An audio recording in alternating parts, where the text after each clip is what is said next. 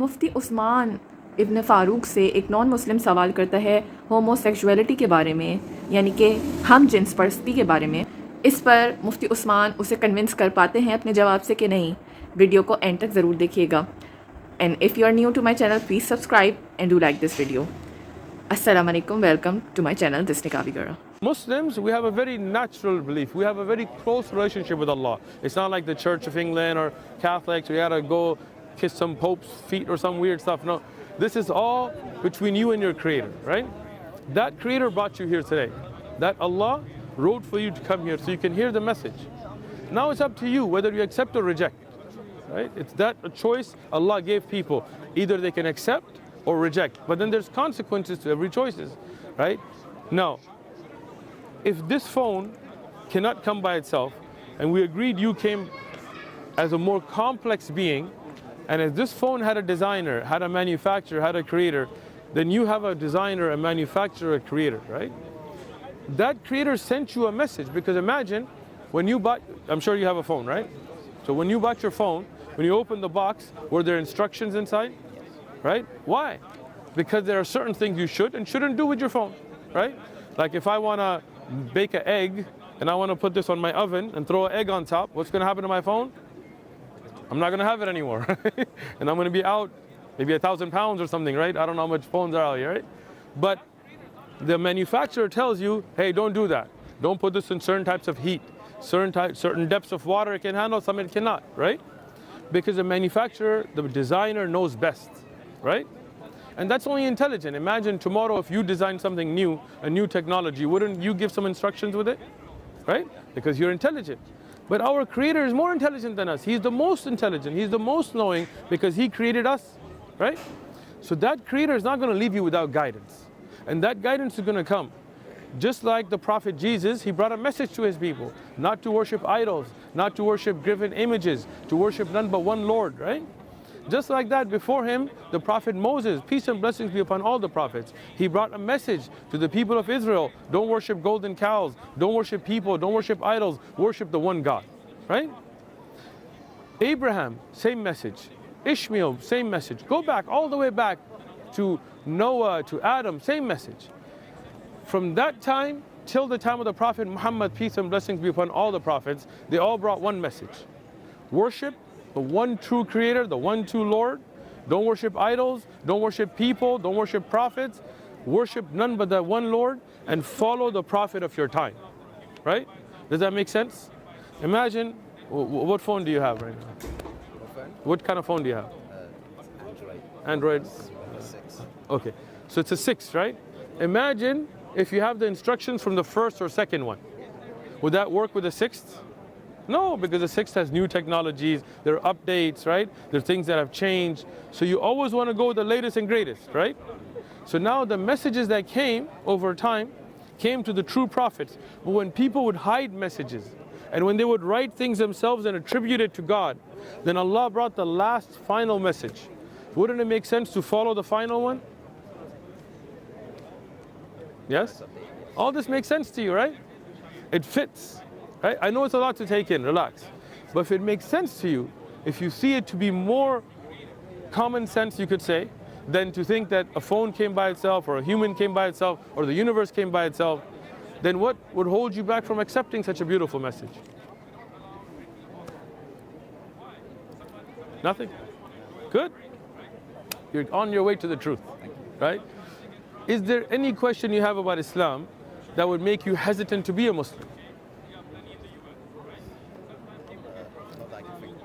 Don't be shy, relax. We don't get offended, right? General view of it and Sure. why you say something. No problem. I got you. So, when we say that there is a Creator, right? And we agreed that that Creator is more intelligent than us. He knows us better than anybody else. He created us. He designed us, right?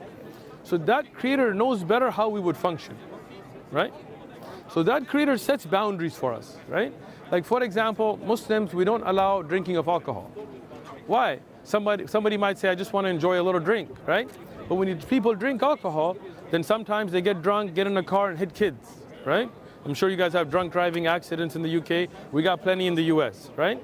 Sometimes people get drunk, then they lose their mind and they punch somebody or they get in a fight and they end up doing something they shouldn't because they were drunk, right? Sometimes they end up sleeping with somebody they shouldn't and they regret it the next morning, right? So all these things we see as the evils that come out of drinking, right? So now Allah knew our nature. He knew that even if there is some good in alcohol, even if there is some people that can control it as a society, generally the evils that come out of it will be a lot worse than the benefits, right? So Allah forbid that for us for our own benefit. That makes sense? Okay.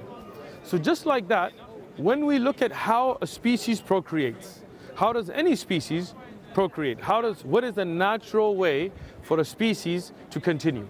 There is a male, there is a female, right? And then you got offsprings. Make sense? Right?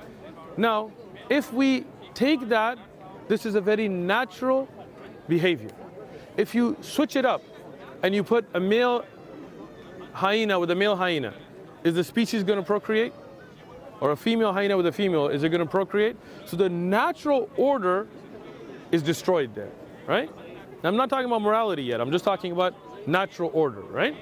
And any species that at a large scale goes down that path and no longer reproduces enough to continue, the species dies out. Agreed? Right? And that's why in the natural kingdom, you can say, you may see some odd activities from some animals, but as a large basis, you will not find it. You will find that there are male lions and female lions, and that's how the tribe or the pride grows, right? When we see that natural method violated in an unnatural way, whether it is through any which way, you will find many other problems, even lubrication issues and ways, because you're using an unnatural method. You will now no longer be able to procreate the human race through that method, right? Knowing this, our great Creator, through all the scriptures, whether it's the Old Testament, you can read Leviticus, or the New Testament, you can read Romans, or the Quran, you will find it forbidden, right? Because this is not the natural way that our Creator designed us to be. Does it make sense, right? Some people may have an inclination towards it, right? I'm not denying that. Some people may have an inclination towards alcoholism. Some people may have an inclination towards a bad temper. But it doesn't mean that it's okay to carry your inclinations out in a way that would be deemed correct by our Creator, right? That makes sense or no, right? Now, let's be real about it. Like, I'm real, so hope I don't get too real for you, but we're from the US, we don't have filters, right? So, when you look at morality, right? We just talked about natural order, it all made sense from a natural, but let's talk about morality. What's moral and what's immoral, right? If you make it subjective, then everything is immoral according to somebody, and everything is moral according to somebody else. You feel me? Right? So we as Muslims say, we're not going to set our own morality. We will follow scripture. Whatever is in the scripture, whatever the divine Creator ordained, that's what we consider morality. So if I am asked, is it moral or immoral to rob somebody, I will say it's immoral, not because I feel it's immoral, because Allah forbid it in the Quran, because the Prophet forbid it in his ahadith, you know? Because if I make it subjective, then Robin Hood, he was robbing people, but everybody praises him, right?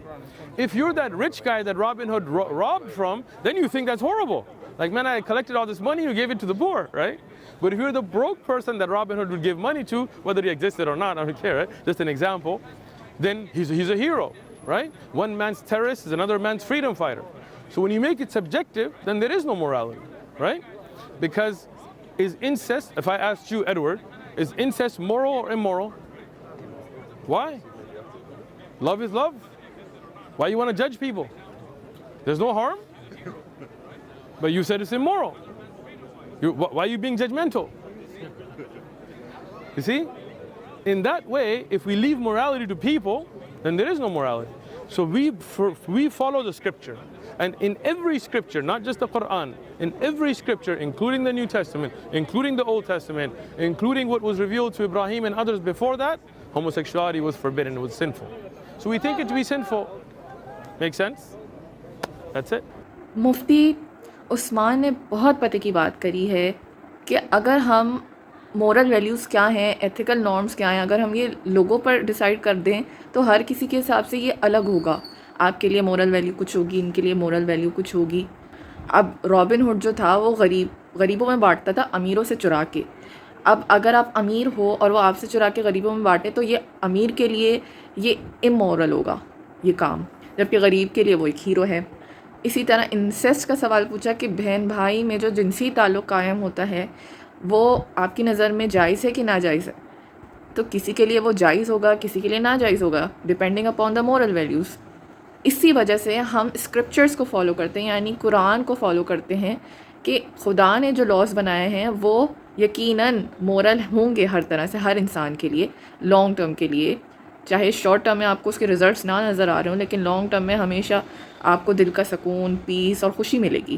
اسی طرح ہوموسیکشولیٹی جو ہے وہ pleasure حاصل کرنے کا ایک طریقہ نکال تو لیا ہے، لیکن وہ نیچرل فینومینا سے ہٹ کے ہے، جس سے لانگ ٹرم میں انسان کو نقصان ہے اور آف سپرنگز یعنی آگے جنریشن بڑھانے کا ایک بلاک سسٹم ہے.